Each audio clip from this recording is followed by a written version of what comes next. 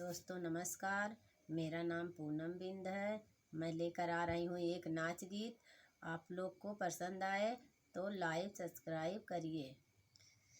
दोस्तों नमस्कार, मैं शशिकला बिंद बोल रही हूँ। मेरे चैनल का नाम है भोजपुरी लोकगीत आनंद में आप सबका स्वागत है।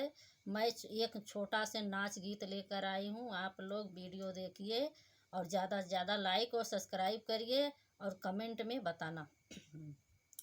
ऊंची सड़किया गलिया नी छोबल मुआ मोर हेराय गइलै ना नदी। ऊंची सड़किया गलिया नी छोबल मुआ मोर हेराय गइलै ना नदी।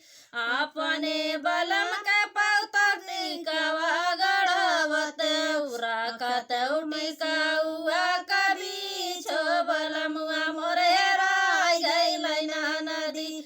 राखत टिकाउआ कभी छोबल मुआ मोर हेराय गइलै ना नदी।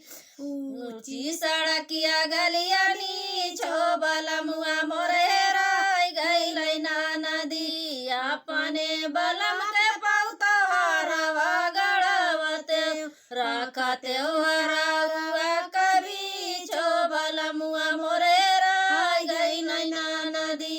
राखत हरवा कभी छोबल मुआ मोर हेराय गइलै ना नदी।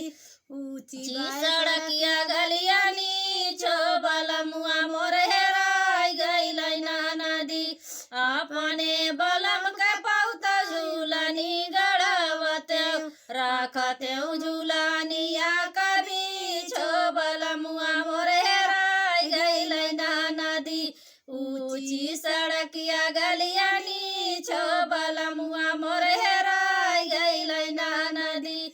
अपने बलम के पौतो कंगना गढ़वत राखत कंगनवा कभी छोबल मुआ मोर हेराय गइलै ना नदी।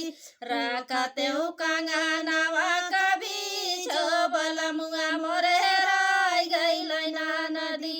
ऊंची सड़किया गलिया नी छोबल मुआ मोर हेराय गइलै ना नदी। अपने बलम